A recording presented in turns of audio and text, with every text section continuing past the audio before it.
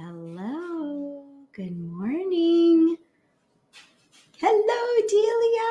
Good morning, Facebook user. Can you hear me? Because I switched out my headphones and now I don't know if my mic is picking up or not. So if you can hear me, just say yes or type in the chat. I can hear you. That would be awesome. Let's see. Yes, there's a heart, maybe. Yes. Loud and clear. Okay, awesome. Great. Wonderful. Thank you. All right. So welcome. Come on in. Go to full screen. Here we go. Wonderful. Happy Thursday. Thursday. So come on in.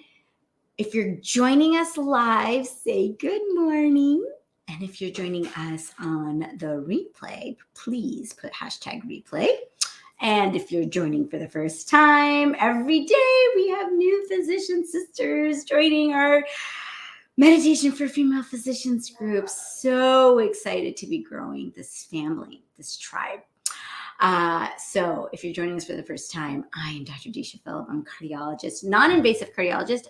Another sis here is a non-invasive cardiologist I was messaging with yesterday, with a passion for prevention.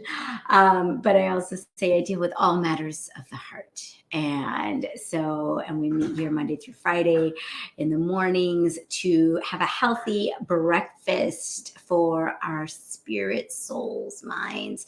And when we are in the right frame of mind in the morning, it translates to right action and a healthy body, right? So it all translates to health. And so it's so important. I think as physicians, we sit and we talk about, good morning, Rebecca. We sit and chat about lifestyle changes, TLC, discuss TLC with the patient, right? Therapeutic lifestyle changes, about healthy eating and making sure that, the questions are always there. Are you smoking? Are you drinking? What do you, is it a healthy food lifestyle? Are you exercising, right? And then the questions stop. And, I've added to my social history, I ask every single patient, do you have a spiritual practice? And it's amazing to me to witness. And I just jot it down. I just ask them because it really opens up a conversation for some who do, and then the ones who don't have any at all. Also, as a cardiologist, I see a lot of people coming in with palpitations, or my favorite, I don't know if any of my cardiology sisters, POTS, right? And so it's like, oh, okay, so what's going on, right? Why are you not moving your body? Why is your heart rate going through the roof every single time you take 2 steps? So there's so many, and it's so deep, and it's not something that you can just say, here, take a beta blocker and go, especially to many of the young women who come in. I had this yesterday. I also had my first non-binary, is that right? Non-binary patient yesterday, and really wanted everybody to refer to them as they. And this is certainly a new that she, I see, like I'm already messing it up. So they, what am I trying to say here? So see, I'm trying to be good about it, but I walked in and I was like, well, I'm like, so great to meet you. And I am going to try really hard not to offend you, but I'm going to tell you right now, I'm going to mess this up. But I'm going to try very, very hard to stay congruent with your wishes and how you want to be, how you want to be spoken of.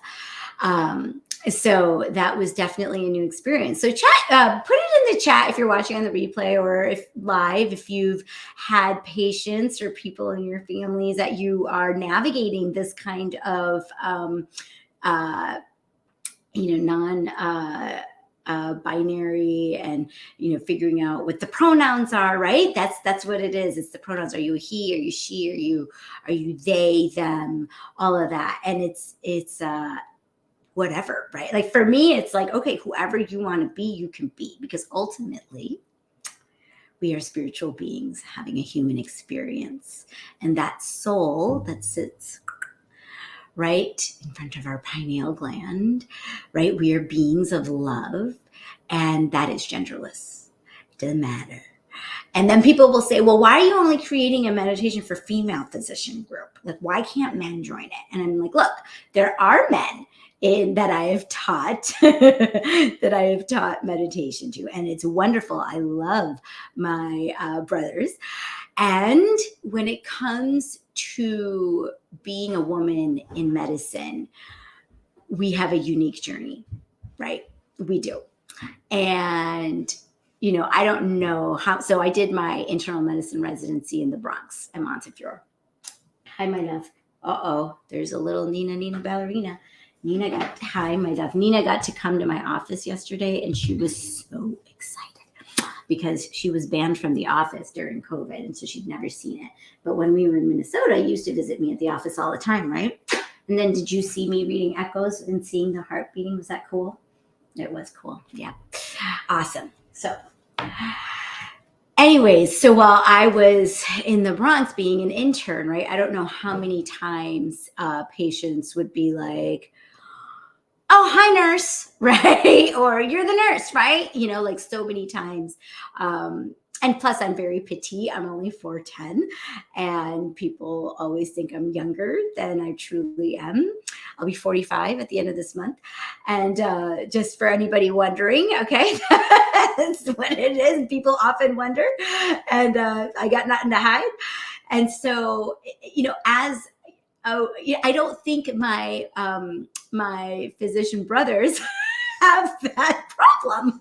They don't. And so, just that little unique thing of being people just automatically assuming that I'm a different role. I'm playing a different role in the healthcare team, whether it's an aide, whether it's whoever. And that's fine. Nobody has nobody is trying to offend or insult or anything like that. But this is just one tiny aspect of being a woman in medicine that I think probably every single one of us has experienced. And then there's also the whole thing with imposter syndrome, right? That goes along with it, where I know when I became an attending for the first time, I was terrified. Put it in the comments if you can relate to your first day as an attending. Put it in the comments. Let's get real here, okay?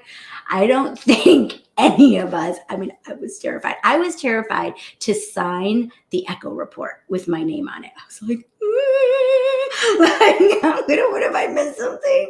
I just spent an hour reading one echo, right? And I know this isn't good because I'm never going to go home if I keep up like this, but that's okay, right? For those of you physician sisters who are joining the group who are just out of training, or maybe you just graduated medical school and you're starting your internship, or you're in internship or residency, right?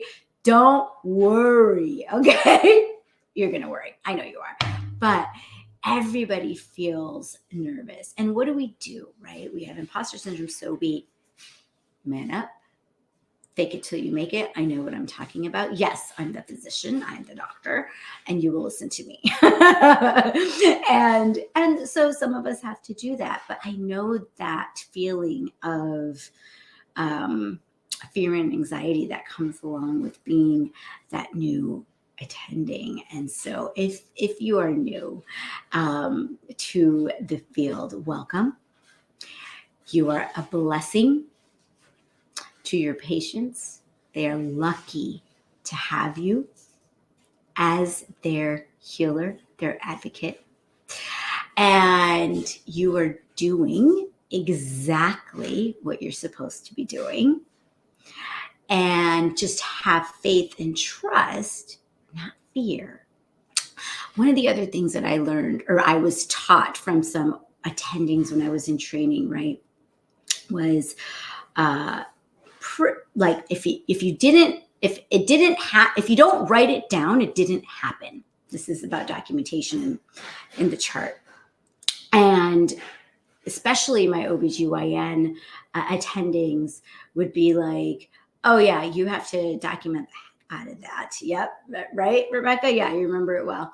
And one of the things that I was taught, it was almost embedded into me. And I don't know if people are still doing this, but like to practice defensive medicine, right? What is defensive medicine? Sitting and documenting the crap out of everything, which we have to do, sure. And in my experience, if any of you, actually, I don't know if you have all watched, you haven't. I give a talk about the sacredness of the physician patient relationship. So if that's something you guys want to see, we can do a watch party.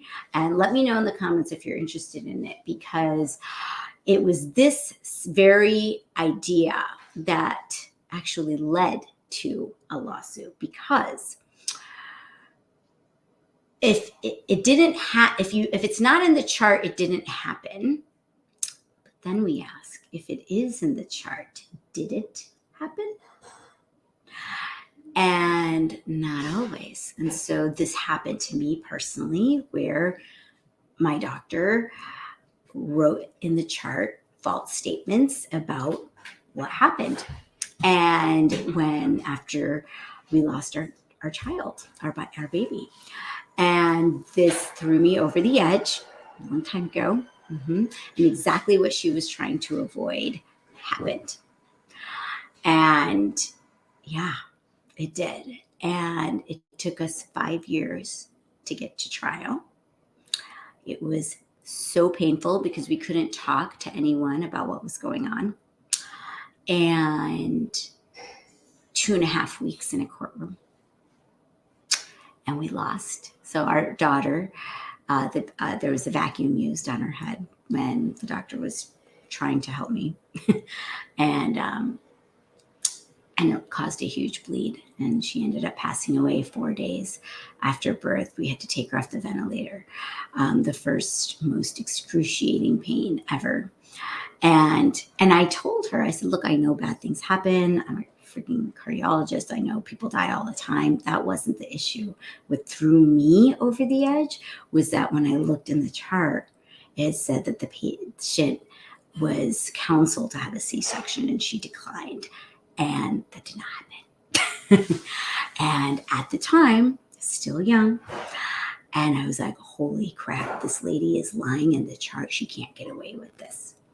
And I didn't even know what else to do. So another word of advice: don't make big decisions during a time when you are grieving. Lots of lessons. So that's a very poignant talk that I give, and incredible lessons that I learned.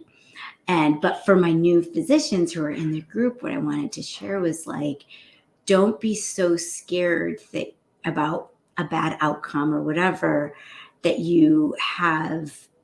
I mean, I know that my doctor did that because she was scared, right? She was coming from a place of fear. The outcome wasn't good, and she was trying to protect herself. And I understand that. And I mean, when we take decisions from a place of defensiveness, from a place of fear, right, it doesn't go well for us. And at the same time, from my side, when you take decisions from a place of grief, anger, resentment, only pain can come from those places. And so this is why it's so important that we take time to figure out what is our truth. Okay. Who are we really? And yes, we play many different roles, but our roles do not define who we are. We are physicians because we came into our bodies and we came into our career paths to help heal others. And in the process, I think the biggest gift that I never realized that was happening is that healing myself as well, right? And then together as sisters, as a tribe, it's even more powerful. And us ladies, we need to stick together and support each other on this journey. Okay, old and young, it doesn't matter. We are a cluster of grapes traveling together. All right. So, what time is it? I don't even have a time here. Here we go. I'm going to give you July 14th message. Here we go. If wealth is lost, nothing is lost. This is very timely. If health is lost, something is lost. If character is lost, all is lost. Wow. I didn't even realize that was going to be today's message, because this is exactly what I'm talking about. It is our character. If we lose our character, all is lost. And so in meditation, we ask the question, who am I? Thank you. Who am I? Right? Who am I? I am a peaceful, loving being.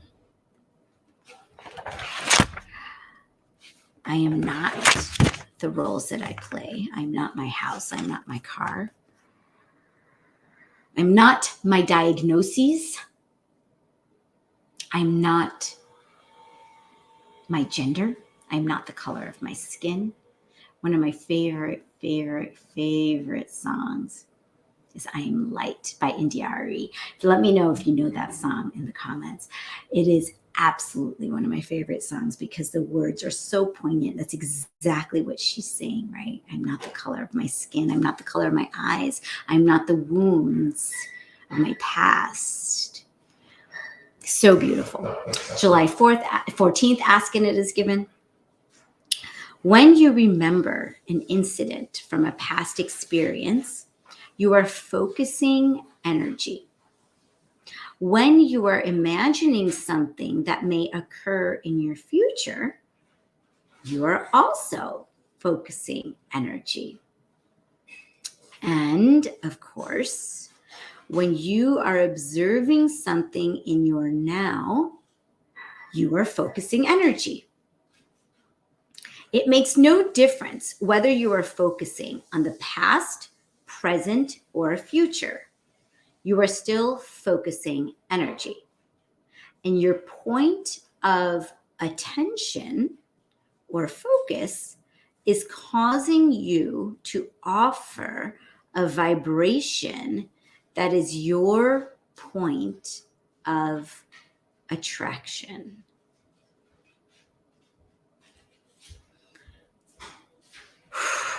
So first we have to know where our focus is. Where so many of us, yes, I am light, yes. So many of us are on autopilot, myself included. This is why I'm here chatting with all of you, because I'm pretty sure I'm not alone in all this. You're in autopilot, your mind's racing with the to-do list. I woke up this morning with my to-do list going, feeling a heaviness. And I sat down for my meditation at 4 a.m. this morning to chit-chat with the universe about what is going on. And the universe in love says to me, give it to me.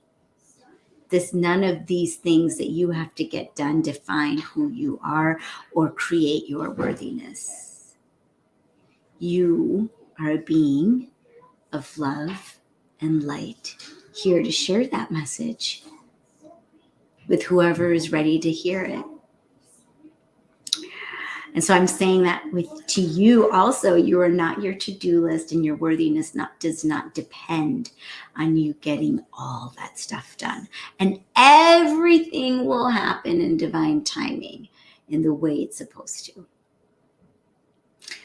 And just have faith in that. So just take a deep breath and it's okay.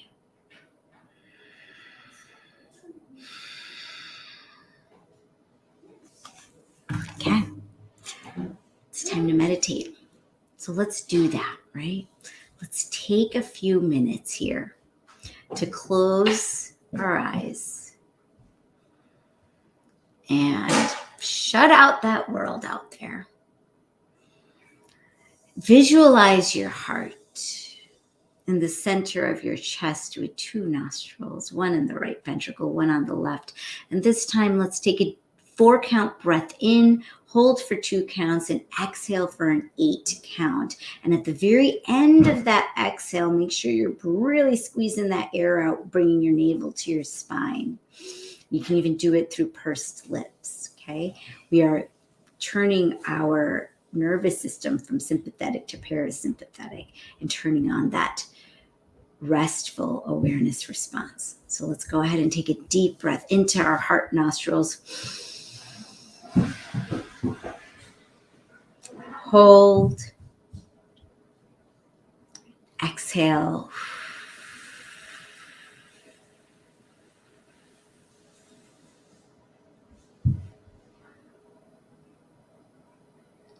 Take a deep breath in, and as you take that deep breath in, remind yourself of your truth. I am a being of light.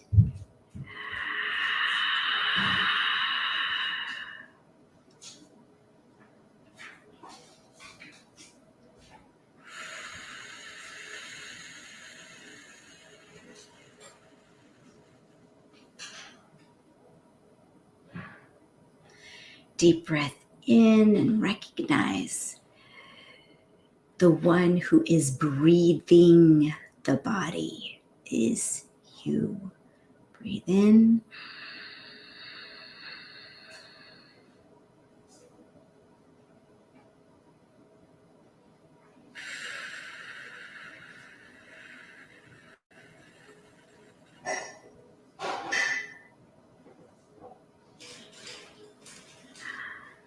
Breathe normally.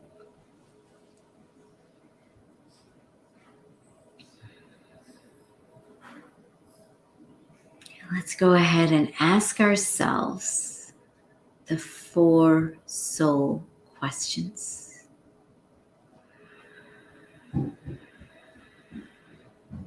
Who am I?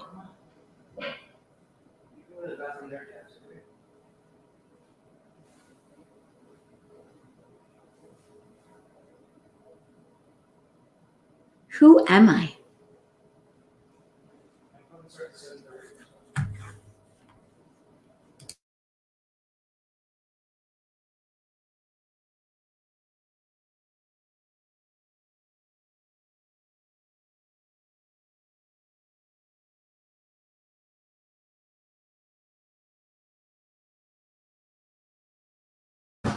Second question. What do I want? Allow anything at all to come to you in the form of a sensation, image, feeling, or thought.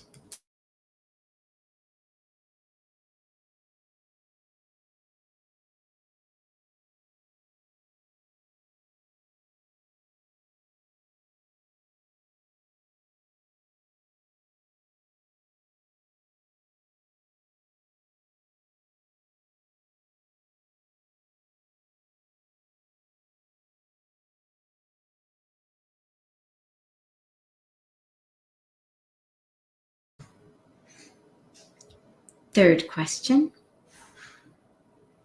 What is my purpose? How can I serve myself and others? Allow anything at all to come to you in the form of a sensation, image, feeling, or thought.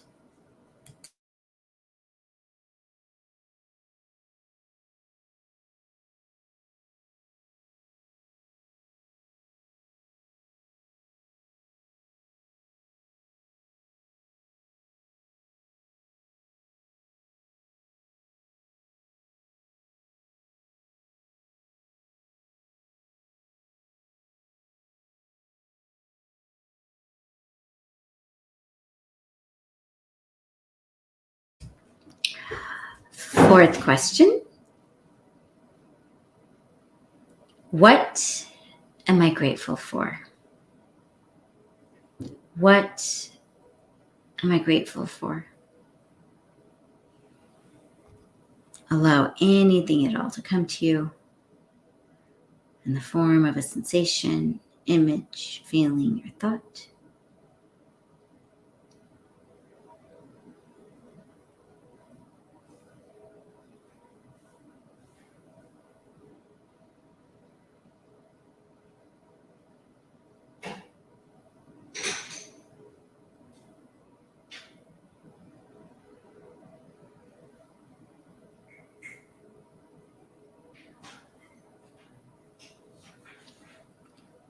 And now we'll begin the repetition of a mantra. So for those of you who already have your personalized primordial sound meditation mantra, go ahead and start repeating that now. For everyone else, we'll use the mantra so hum. So you'll just silently repeat so hum, so hum, so hum.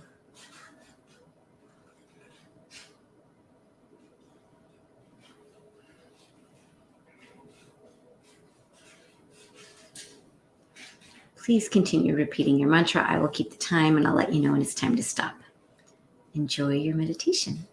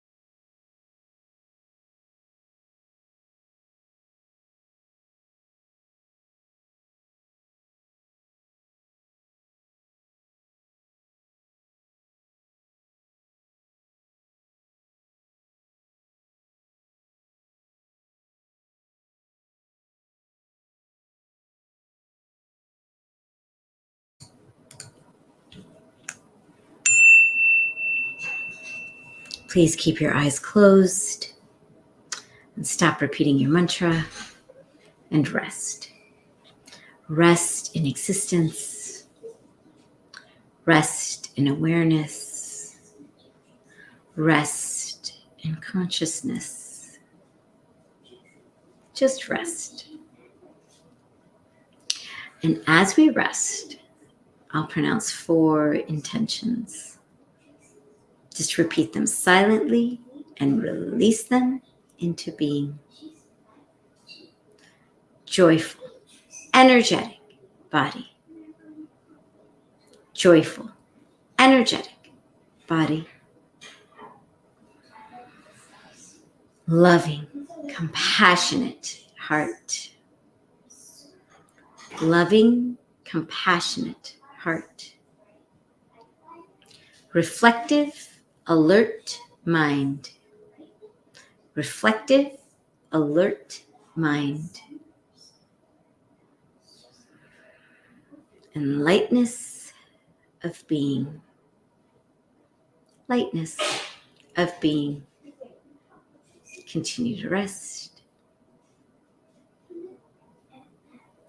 And when you're ready, you can slowly start wiggling your fingers and toes. Open your eyes. Give yourself a big stretch. I'm cold today. If you want to. And you can bring your hands together in your heart center and give yourself a little bow of gratitude for bringing yourself here today to recharge, to connect, to reconnect with your truth. And from this place, let's give a blast of love and light energy to all of our brother and sister souls, our soul siblings, even the genderless. Because we are all ultimately genderless as beings of light. And so we give a blast of that love energy out into the universe. And then from there, it gets boomeranged right back to us. I'll say namaste. The divine light in me sees and honors the divine light in you.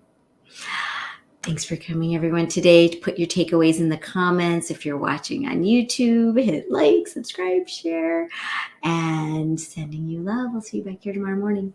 Mwah!